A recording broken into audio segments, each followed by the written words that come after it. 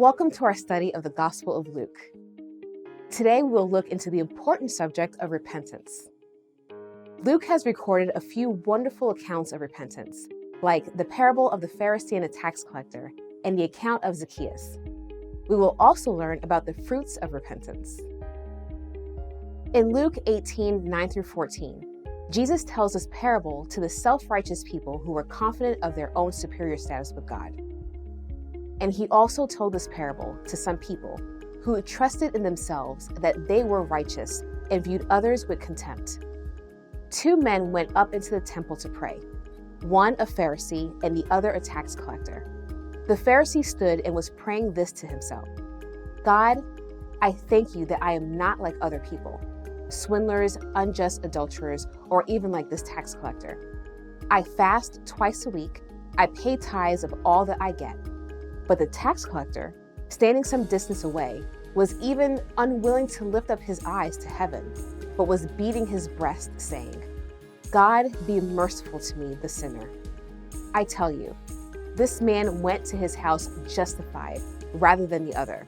For everyone who exalts himself will be humbled, but he who humbles himself will be exalted. In this parable of Jesus, you have two men, two prayers, two postures, and two pronouncements. First, you have a Pharisee who is praying in the temple. He stands in a prominent place and he prays a prayer which is all about his own grandeur. He references himself 5 times in one sentence. Lord, I thank you that I am not like other men. I fast twice in a week. I give tithes of all that I possess. That is his prayer.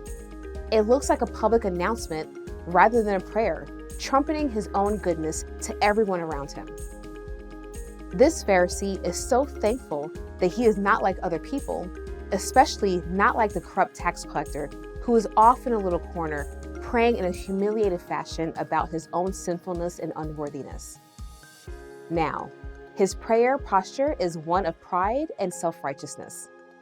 Remember, Jesus tells this parable to those who are just like this man. The second man in the parable is a man who collects taxes for the Romans from his fellow Jews.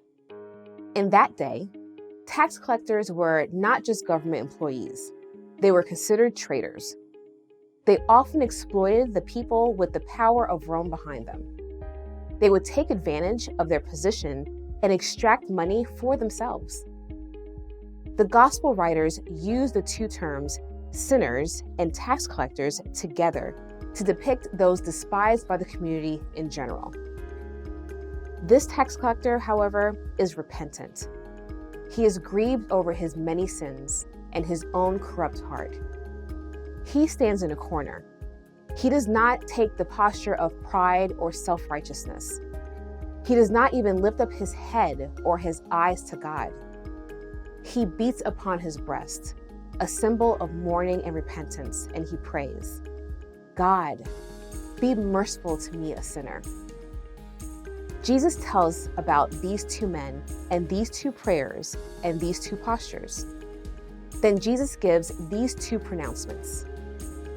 Jesus says that the self-righteous man did not find any favor in God's eyes, but that the repentant man went home justified by God.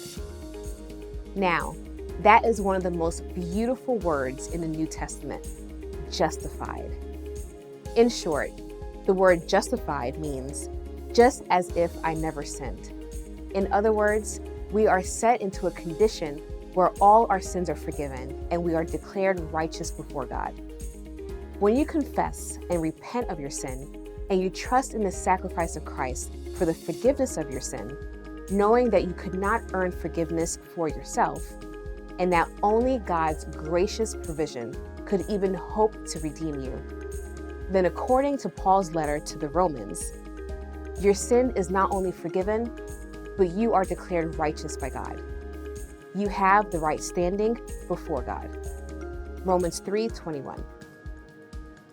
You are granted the righteous status of Christ because your new life is now in Christ.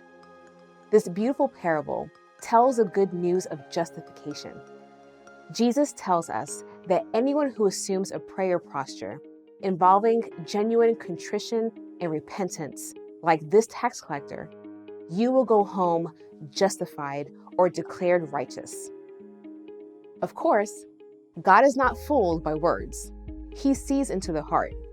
So, God provides salvation and ongoing transformation for the person who prays the simple prayer from an honest heart. God, be merciful to me, a sinner.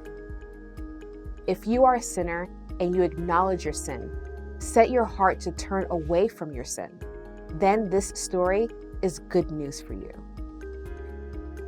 It is easy to lose sight of the fact that we are sinners. It is easy to become self-absorbed and self-righteous. The human capacity for self-justification is almost limitless. When we look only at ourselves, it is easy to convince ourselves that all our troubles are other people's fault, that we are blameless and innocent victims. When we look at God, however, what we are becomes plain to us. In the light of His holiness, our sinfulness is made plain to our hearts. We are always sinners, needing God's mercy. Thankfully, because God is love and mercy and grace, we can always approach God in a repentance and find mercy and change. Jesus advocates for us and covers us with His perfect righteousness. John puts it this way in his first epistle. If we say that we have no sin, we are deceiving ourselves and the truth is not in us. If we confess our sins, He is faithful and righteous to forgive us our sins and to cleanse us from all unrighteousness. If we say that we have not sinned, we make Him a liar, and His word is not in us. 1 John 1, 8 through 10. We know that we are hopeless outside of God's grace to overcome sin. But then the good news is that if we confess our sin, God is faithful and just, and He will forgive us our sins and cleanse us from all unrighteousness. All those who obey this will experience God's forgiveness and justification. This is not just hypothetical truth in Luke, taught only in parables. Luke and Jesus manifest this powerful dynamic in the account of Zacchaeus, the Jericho tax collector, in Luke chapter 19. Now, Zacchaeus is the chief of the tax collectors. He has a whole group of tax collectors who work for him.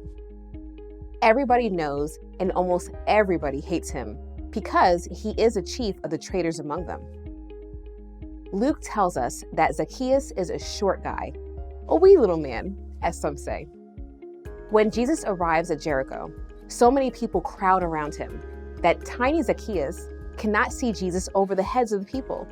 So he runs ahead of the procession and climbs a tree. When Jesus comes close to that tree, He looks up and calls him by name. Jesus says in 19:5, "Zacchaeus, hurry and come down, for today I must stay at your house." Zacchaeus hurries down from the tree and receives Jesus gladly. As they make their way, the common Jewish crowd frowns at this. They think that Jesus should not visit a sinner's house.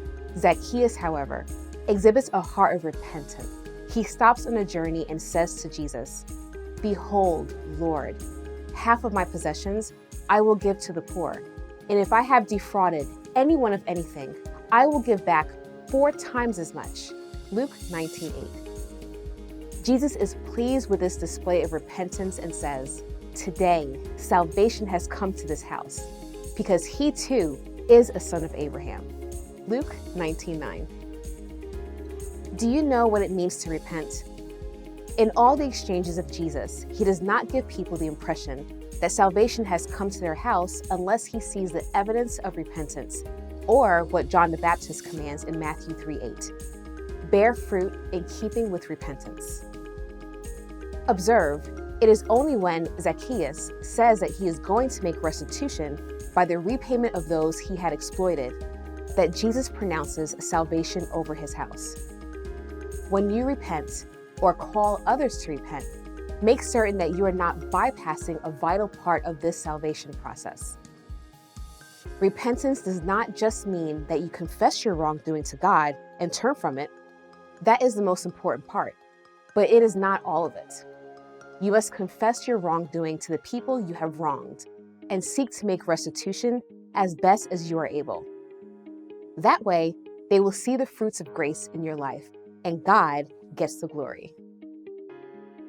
Repentance means to have a change of mind, a change of will, a change of heart, a change of direction.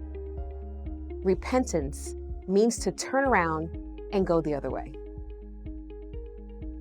Remember that John the Baptist demanded fruits of repentance from those coming to him. When the religious people come to get baptized, John the Baptizer says, "You brood of vipers, who warned you to flee from the wrath to come? Therefore, bear fruit in keeping with repentance." Matthew 3, 7-8. So, what is the fruit of repentance? The fruit of repentance is some outward evidence that you have had a change of mind, a change of will, a change of heart, a change of direction. Confess, change, restore what you can. Now, what counts as evidence of repentance? The outward evidence or actions of true repentance are different for everyone. The woman at the well in John chapter 4 has to clean up her life and stop sinning. The rich young ruler in Luke 18 has to overcome his love for riches by giving it away and following Jesus. He won't do it.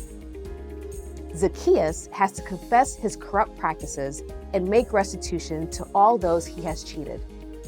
Zacchaeus not only gives to the poor, but he also returns 4 times the amount he has wrongfully taken from others, that which he took beyond what the Roman authorities demanded.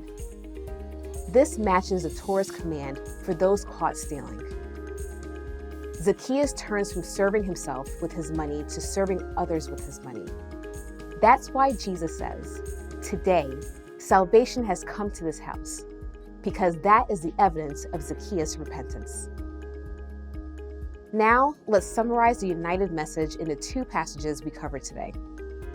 In the parable of the Pharisee and the tax collector, the message is a message of grace.